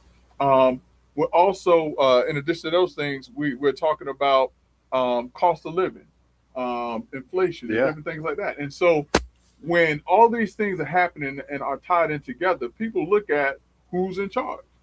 And in much the same way when Joe Biden was in charge, and I would walk through the stores and I said listen, the difference is when I walk into the stores right now, they're actually products on the shelves. On the shelves, yeah. They're actually products on the shelves. When Joe Biden was in office during that time period, when the trucks weren't coming through, different things like that, I would walk into grocery stores and shelves were empty. So let me say that there is a difference. Yeah. When gas prices were at the level that they are right now under Joe Biden's administration, you walk into the store, shelves are empty. You walk into the stores, yes, gas prices are high. Food prices have somewhat normalized. I'm not going to take it completely away, but people are feeling the crunch from these gas prices, and because of that, Trump's approval rating right now is at the lowest level. I don't want to say that it has ever been, but I mean, right now, 62% of Americans disapprove of the work that Donald Trump is doing. I mean, and that is a significant number of Americans. So the next question you'd be asking is, what does that spell for Republicans? That's the question I'm about to ask you. Let me interview you for a minute. But here's the hook, and here's what I want you to really take into. The regular cycle, I mean, is backed up by data over history that oftentimes the existing sitting president always sees a shift in Congress, particularly the House, when you talk about who's in control. So that is a cycle that normally would take place anyway. I hear you. I mean, I hear you. Historically. I hear you. But when you have a president who said that I'm going to do this with the economy, this with the I economy, give that to you. You have members of Congress who have supported him and gotten behind him. He touted the big, beautiful bill that was supposed to, do miraculous things for everyday Americans. And these politicians have gotten behind him and believe in this. When it comes time for their midterms, I guarantee you they were not banking on this being a cyclical event. I agree with you with all of these other things that are taking place.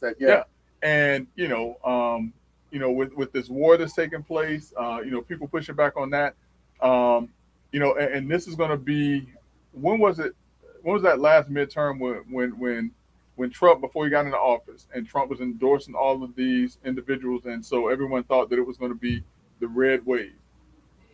And you saw it happen with the red wave. And I mean, right now, Republicans have a slim, slim majority in the House and a slim, slim majority in the Senate.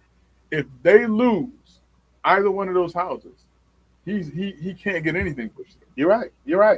And he's acting as if he's not seeing or reading the tea leaves.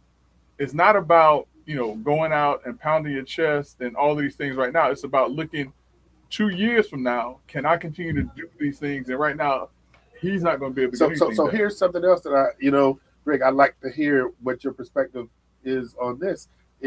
Supreme Court just recently made a ruling regarding, and I think it directly impacts the Voting Rights Act of 64, yeah. So compounded with that, and you see what's taking place around the country with, normally it would take place during a regular 10-year census cycle, and it's taking place early where you're looking at redistricting. Yeah. Well, listen, I think that I think what we're seeing is, and I'm a bit surprised by this because it seems as if Democrats aren't doing a whole lot to shoot themselves in the foot right now.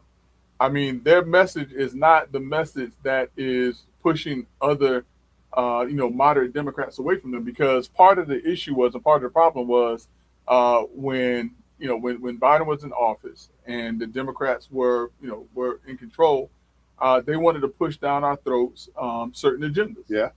We're not seeing them. Think about it. We're not seeing that agenda that they were pushing when Biden was in office. What they're pushing is right now is energy prices. What they're pushing is right now, your voter rights. What they're pushing is now is, what does the economy look like? They're talking what everyday Americans want to hear. Whereas before they were talking about stuff where it's like, they don't speak for me. Yeah. They don't speak for me. And so that's where I see a problem for Republicans, where I think that Republicans could have ruled the day had Trump kind of held his powder on this Iran thing. I think that Republicans probably would have had a fighting chance to get out of this. Now, listen, we have, what is this? This is April. No, I'm sorry, this is May.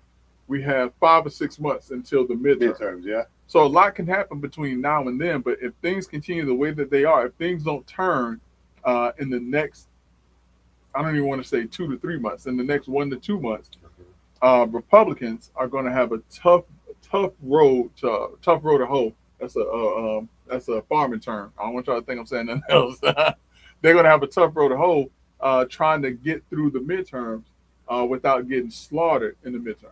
Well, I tell you what, we'll definitely be talking about whatever happens. Yeah, we got to talk about it. Definitely be talking about whatever happens. Hey, so great. Let me move us on, man. And looking at Florida politics. Listen, before we get there, I want to take a pause just for a moment. Okay. And the reason why I want to take a pause is because I think that this is just as good a place as any to talk about Justice James Oh E.C. man, Perry. incredible. Before we get to Florida politics, we're going to be talking about some heavy hitters, and we mentioned that we're talking about a heavy hitter that was in the studio last week that was beyond impressive. Hey, and I don't Beyond know. impressive. I don't know if Doc Polite has any of those nuggets with Justice Perry. If you do, cue us. But Greg, go back to talking about Justice Perry, man. That interview you did, man, that was. Well, listen, I can tell the story. No, I didn't get a chance to tell it because he was. I mean, the stuff that he was talking about, it just was gripping. And so I told you before he actually came to the studio, I was like, indirectly, the reason that I'm known as the general is because of Justice Perry. Now, listen, Justice Perry's like, I don't even remember you. And I was like, listen, Judge, I met you when I was a baby lawyer. I think I was out 2-3 years at the time when I met him, and I was in front of him. And I was in a very contentious case. I mean, a very contentious case. And the attorney on the other side, I didn't like him, and he didn't like me. And it was obvious because we argued about everything, as good attorneys do. And so there was one day, when they have this thing called discovery. And, we're supposed to share information and all of this other stuff. And it's legit. We're supposed to give the other side information, but they're supposed to give us information. We're supposed to evaluate the case based on information, based on discovery rules. And so I had a client, a large client, and I'm not talking about some rinky-dink mom and pop shop. This was the second or third largest assisted living facility company in the country. It's a huge facility. And this particular client, there had been an incident that happened at one of the facilities. And so there were some documents that they were trying to get to. And so my client was like, oh, we don't have the documents. We don't have the documents. Come to find out, similar to Joe Biden, the documents were in the garage of the former director of the facility in Wilmington, North Carolina. Man. So we didn't know this, but apparently the facility had told him that he could remove those documents when he should not. Those documents should have remained there because they were the property of the facility. But because of what had happened, he took those documents and it came out. Some kind of way this attorney found this out. So he drags me in front of a judge and he's like, Judge, I've asked for this stuff and we found out that this stuff is in a garage in North Carolina. Judge, this is ridiculous. Is a man outside attend law school. He's going to just put it in the middle of my story. I'm sorry about that. So this thing that was won't do sometime. That's all good. So he has me in front of a judge and we're going back and he's like, all right, well, Mr. Jackson, well, why don't you have it? And I'm trying to, I'm standing there trying to argue for my client, and there's no argument. Yeah. And I see him looking at me. You remember you told me that too, Yeah, man. yeah. And he's looking at me like, Okay, it's coming. now. It's Yeah, coming. come on. So before Judge Perry lays into me, the other attorney who I don't like and he don't like me, he says, but Judge, it's not Mr. Jackson's fault.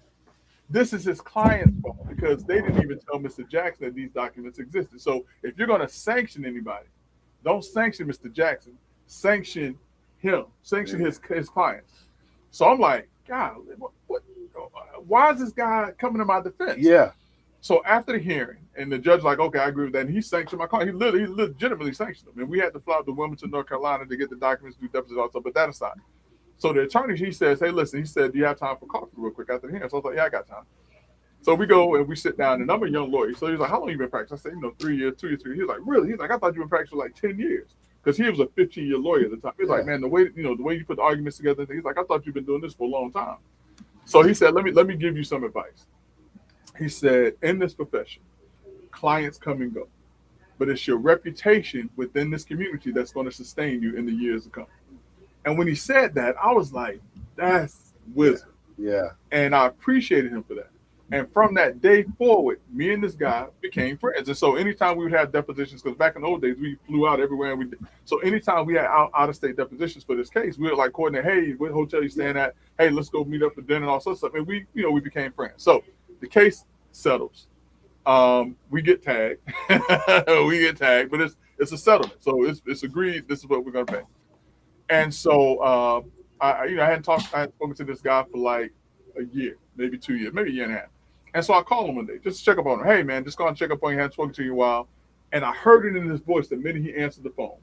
And I was like, hey, how things are? He was like, man, it's not going good. And I was like, what's going on? And he had 6 kids. Yeah. Yeah, my wife asked me for a divorce. And I'm like, really? I said, I tell you what. I said, what you know? I said, drop everything. I said, meet me downtown. And so this is when, Thornton Park was really, really, and it's still kind of hit too. I said, meet me in Thornton Park at Hugh Restaurant. There was a restaurant called Hugh. And he met me down there, and I said, look, I'm going to get you through this. I said, a lot of times females, when they go through things, they have friends that come around them. I said, I'm going to get you through this. So I started calling my friends. Yeah. I called, Pinto was one of them. My cousin, who's like a sister, who's literally like a sister, we grew up together. I called her. She came up from Miami. She brought some friends. I had some friends at work, and we all just started like hanging out with this guy. And for the whole summer, this was the summer that will never be forgotten. Me and my cousin were talking about it just this weekend, as a matter of fact, because we'll never forget this summer. This summer was so crazy, Doc, that it was me, this lawyer, and he's a white lawyer. I ain't gonna mention no names, because when you talk about statute of limitations, they run. Statute of limitations, they run. We literally, let me tell you what we did. We had one of our friends who was another lawyer who had just bought a house. And so it was like, hey, you go out of town, leave the key for us so we can come to your house. Oh, yeah, I'll leave the key for you. So we get to his house, there's no key. Me and my friend, the white lawyer, we break into the man's house. And when I say we break into his house, we literally go to the back, checking windows, lifting up windows, and Ed is, my friend said, I said, hey, y'all gonna know his last name, I ain't gonna do that. He's like, hey, we can go through this window. Now he's 6'4". I'm 6 even. And I was like, look, I'm a black dude. I'm not climbing. You know what I'm saying? I said, I'm gonna let you climb through the window first. So he climbs through the window. He's like, all right, it's all clear. Come on. So I climbed through the window. We opened up the door and we let everybody in. And we stayed there for the weekend. Our friend comes and he's like, how y'all get my house? We was like, you should have left the key. So the whole point is this, right? So every time we would get together, I call him Edie. I call Edie. Hey, Edie, are you ready? I'm about to rally the troops. She said, all right, General, rally the troops. So that's why I got the name. The General was from that time, that summer, because I would rally the troops to hang around this guy to get him through his divorce. And he has gotten through his divorce, big time lawyer, man. Has a beautiful big time wife with a big time house in one of the exclusive areas. And I was at a restaurant, my wife, not too long ago, maybe like 2 years ago now. And I'm sitting in a restaurant, and all of a sudden I hear General, and I know who it is. And that's where the name. That's where. So if anybody ever wonders where I get the name, that's how I got the name, the General. Man, hey Doc, you had to be there when he first told me this story. Yeah, but it's a good story. But Judge Perry was the one that precipitated that relationship between me and this attorney. Because if that never happened, I never got into this thing. I never would have met this lawyer. But Judge Perry, that aside, man. Doc, you heard. Yeah, man. Listen, I was so impressed. It was like, dang, this is the blueprint. Yeah. This guy is the blueprint. Hey, the real deal. I mean, but hey, I pull up the clip where he talks about why he became a lawyer. Do that. Yeah, that's good. Yeah, that's good. That's good. So I'm gonna run that right quick. Okay. I was driving home from work. I lived off post, and driving home, and the alert came on the radio. Dr. King was killed, and the commentator said King is dead, Whitney Young is dead. He went through the litany of black so-called leaders. Right. And in the Army, they told me I was an officer, gentleman, and a leader. And I said, well, I need to go to law school to gain credibility, because I knew 2/3 of the Congress people were lawyers, and our leaders were the preachers. And the preachers were good. I mean, I respect them, but they talked a different language than the lawyers did. So I figured it would also give me credibility. My views have never really changed, but with that degree and a law license behind my name, I could enter spaces that I wouldn't ordinarily be invited to.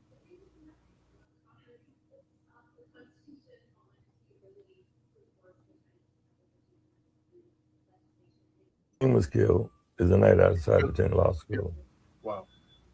I was driving home.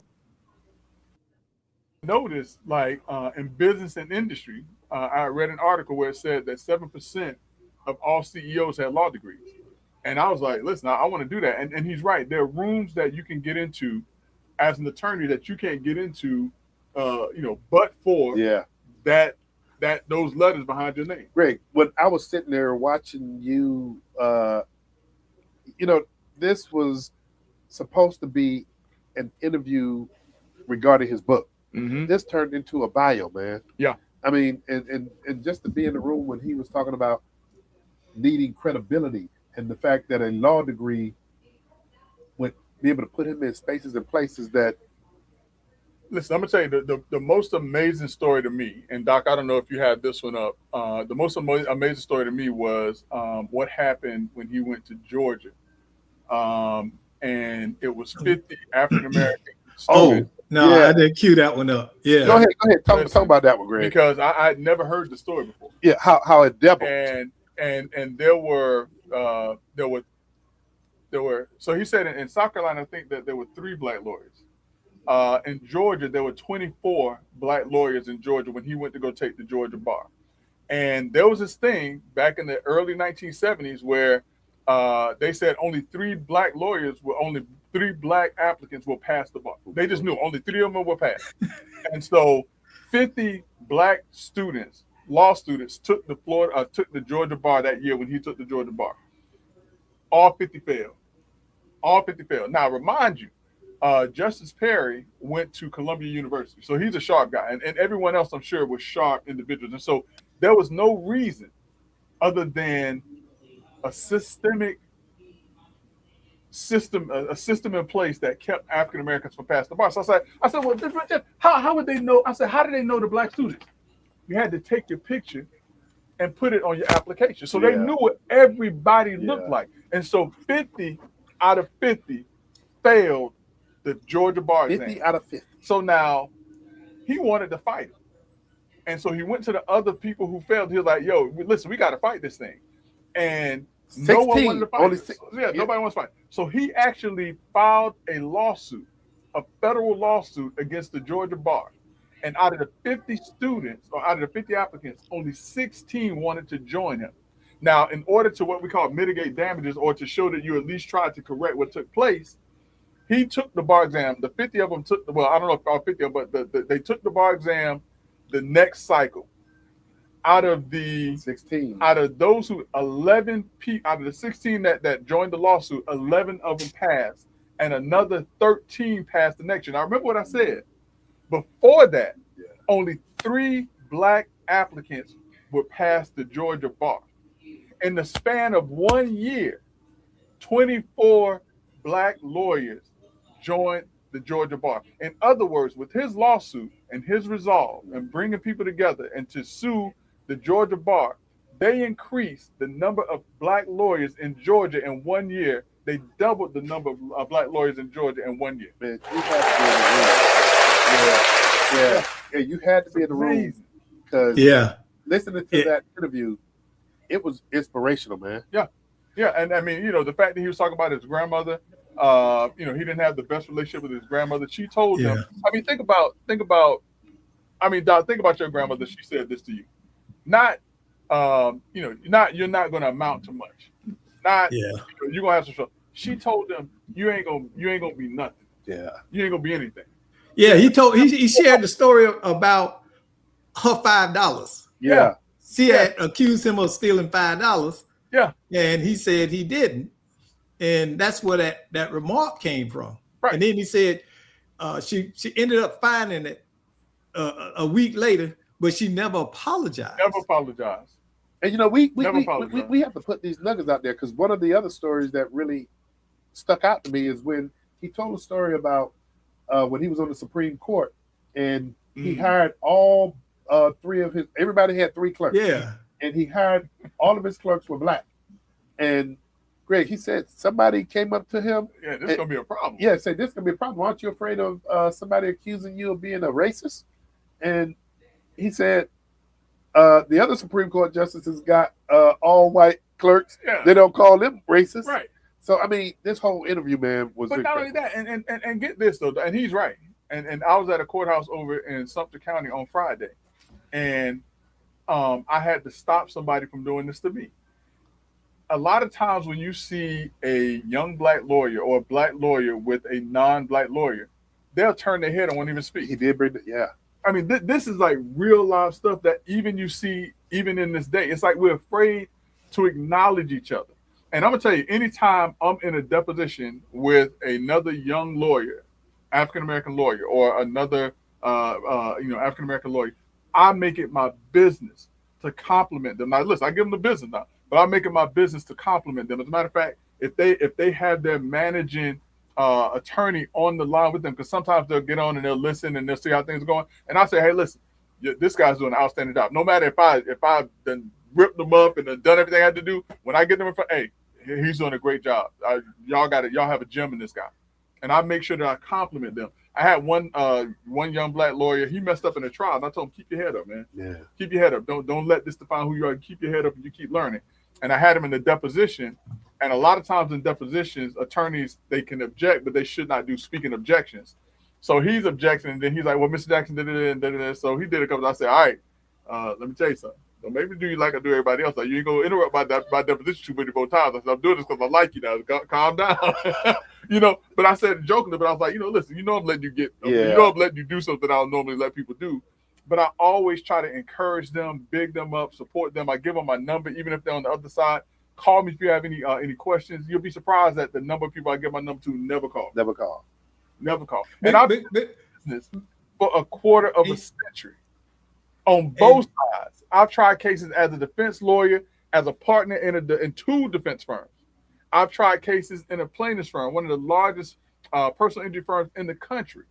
I've been in government, trying and taking cases. And I tell these, you call me. Just ask me questions. They don't do it. They don't do it. Why you think they don't do it? It's the stigma of we still don't know how to make it without somebody else that doesn't look like us. Oh wow! But see, and I think all three of us have been in spaces where we the only person of color in there. Yeah. And I've seen myself do the same thing. I remember this young lady, she kept trying to tell me about racism in the company. And I'm like, what racism? What are they doing? And she could not define it to me. And I'm like, you looking for stuff that ain't there. I say, because I get along with everybody here. I don't come in here and talk about Black power and all that stuff. I come in here and I talk about client business and my caseload. That's it. I don't need to. I'm not making friends. These are co-workers. That's somebody calling in. Yeah, hey, Let's Talk Nation. Who do we have on the line with us? Oh, I'll be on Stolen Radio. Go ahead. I'll talk later, bro. What the heck? I know. Hey, man, they're calling a quiet storm. Yeah. What are you talking about? I want to send this out to Tasha. But right? but Greg, the judge, man, that whole interview, man, was just incredible. One of the things that also stuck out when he talked about it, Doc just alluded to it, and you did too, about the need to reach back. The need to reach back, but then said something else, man, that was powerful. And we got to be cognizant of it. When we get into these spaces and places, don't just be happy to be the only one there. Yeah. Don't be the quota. Yeah. Don't be a quota. Don't be a self-imposed quota. Yeah, that's right. But listen, so when we talk about self-imposed quotas and different things like that, man, this is the first time that I can think of where in the Florida governor's race, we have the opportunity to have an African-American male as the Republican candidate and an African-American male as the Democratic candidate. How's that for a sign of the time? Well, not a sign of the time. How's that for a change in where this state was just 60 years ago? That's going to be a big change. And then if, what we're hearing takes place, it's going to be even more so interesting. I mean, I don't know how serious it's going to be, but you just mentioned first time having a African-American Republican at the top of the leaderboard. And, on the Democratic side, we have an African-American that's running for governor, but then there's possibly a surprise entry into this. And Greg, you and I kind of sparsely had a conversation about this. So, you know, in the next couple of weeks, we'll see if third independent party individual jumps into this race that happens to be African American as well. Well, let's talk Florida politics for a minute. Doc, you got a minute? Yeah. So on the Republican side, and I want to point this out because I kind of find it interesting. I'm going to point something else out to you. But Jay Collin, the lieutenant governor for the state of Florida, who actually has the endorsement of Susan Palencia, That's it. and Mike Sheriff, Chitwood. Mike Chitwood. Now, when we talk about the other candidate on the Democrat side, and we looked at the top two in this particular case, you have Byron Donald, and he has the endorsement of Trump, Bessent, Musk, Rick Scott, Ted Cruz, Sarah Huckabee. Ron DeSantis declined to endorse him because his wife has not determined if she's going to run just yet. So you know, that's on the Republican side. Yeah. So on the Democratic side, and you already kind of, you know, put this out there, but on the Democratic side, you have Orange County Mayor Jerry Demings. Yeah. But then Greg, go through his lineup of endorsement. Now listen, this one, if this name wasn't on here, I was gonna go knock on their door myself. All right. So his the first person that he has that's endorsed him is none other than former Congresswoman Val Demings, his wife. So she's endorsed him. But he also has Al Lawson. Interesting story. Al Lawson's son went to school in Tallahassee. I think he went to Florida High in Tallahassee, and the graduation for FAMU this weekend was in the Al Lawson multi-purpose center. Okay. Also, he has Bob Butterworth, the former AG. AG for the state of Florida. Mm-hmm. John Mina, which makes sense for Jerry Demings. John Mina is the current sheriff for Orange County. Jerry Demings is the former sheriff of Orange County. That's the state And that both he had. of them work. They were chief of police with the city of Orlando. That's right. Then you also have, which kind of surprised me, but it makes sense also because they know each other. They go way back. A former chief judge for Orange County for the Ninth Circuit, Belvin Perry, and also Buddy Dyer, City of Orlando. mayor. Yeah.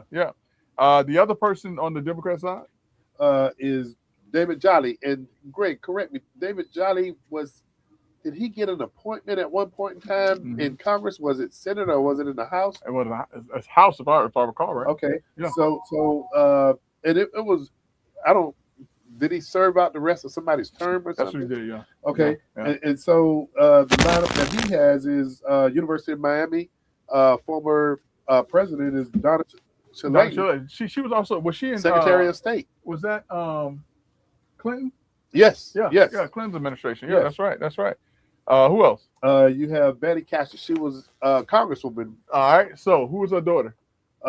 Is it Kathy? Is it? Castidental. Yeah. The current The Orange current County supervisor of election. Yeah. Boy, look at this. Look at this. Boy. Yeah. Isn't that interesting? And then Supreme Court Justice. Barbara Perriente. Man, boy, we sharpening some IQs up here. Interesting thing about Barbara Perriente, about 5 years ago, I represented her in-law in a case. And I would talk to her on the phone because she was like, I just want to make sure that you're handling this case right. So I talked to her, she's like, oh, you got it. You got it. So listen, I got a stamp of approval from a former Florida Supreme Court justice when I was handling the case for her in-law. Because she was like, if I don't like you, I'm going to tell them to go somewhere else. And she was for real. Yeah. And Greg, this next name, isn't he still a commentary on one of the, I believe it's CNN. Yeah. But Ehrenberg, he state attorney.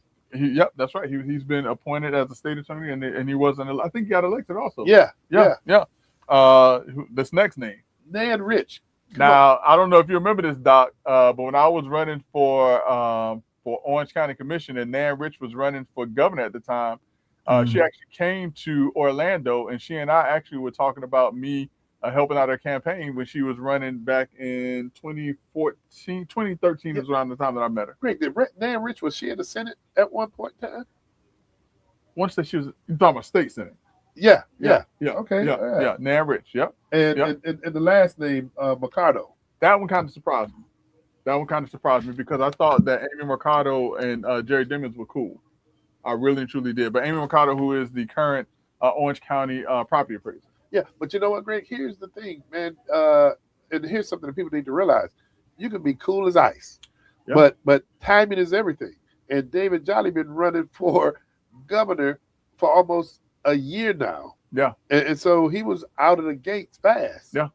Yeah. And so, you know, one of the things you and I, Doc knows this as well. Once a person commits to you, their word and image and brand is Yeah. all they got unless you do something real stupid or unless they're forced and they come up with another excuse to abandon you. Oh, unless that is the person that double crossed me. Yeah. I ain't gonna mention the name because we good now. Yeah. But I got double crossed, and I had to pay him back, and I did. Oh, yeah, and you I had did. to pay him back. Hey, Listen, hey, Doc, that was that. listen, that was personal. Hey, And I told her, I said after it was done, I said I did that because that was personal. hey, Doc, you know That who was we personal. talking about, but we ain't gonna go there. Mission accomplished. Yeah, Accomplished. yeah, yeah. And he can put That's laughable. Yeah. Hey, so Donald's has a 54% of and Greg, elaborate on that. The GOP. So the GOP voters. So Uh-huh. right now, the GOP voters saying that if they had to select their candidate right now, that Brian Donald would be their guy by 54%. Well, because I mean, we just listed the top two for both sides, for both parties. The Democratic slate is a little bit shorter. I want to say it's only 6 candidates, maybe 4 candidates on the Democrat side. I think I counted 16 that are running on the Republican side. Oh, okay. So, for him to have 54% with 16 names on the board, it's saying a lot. And a lot of the headlines, I mean, that you see, if it was held today, they talk about a landslide. Yeah. So Greg, with that being the case, and I'm gonna hit you with a twofer. Yeah. Can this translate into a November win? And then I'm not really asking you this in a serious tone, but the next question is, how can Democrats prevail?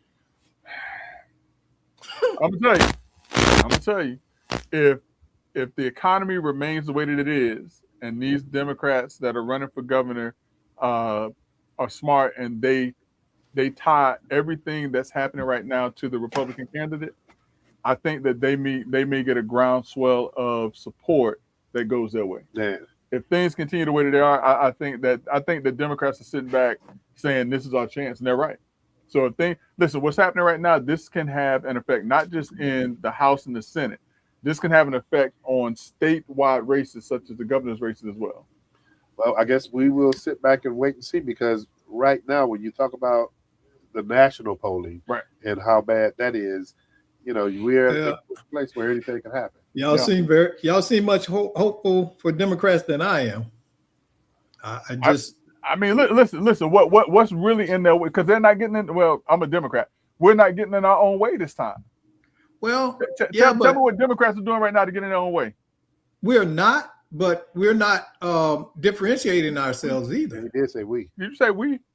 Yeah, I'm a Democrat. You told me you was an independent.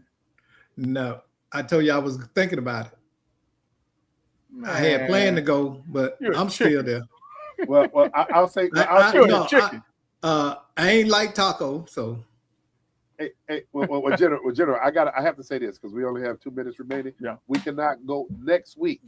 We have to delve down into the candidates for Orange County Mayor, and we're going to start extending the invitation to the top 3 candidates in that race. Probably top 4 to be fair. Top 4, yeah, okay. Top 4 to be fair. So we'll be extending that invitation to come on Let's Talk Nation and let them tell the people what they want them to know. Yeah, I mean, because you got Murphy, Uribe, Moore Russell, and Fust, I believe.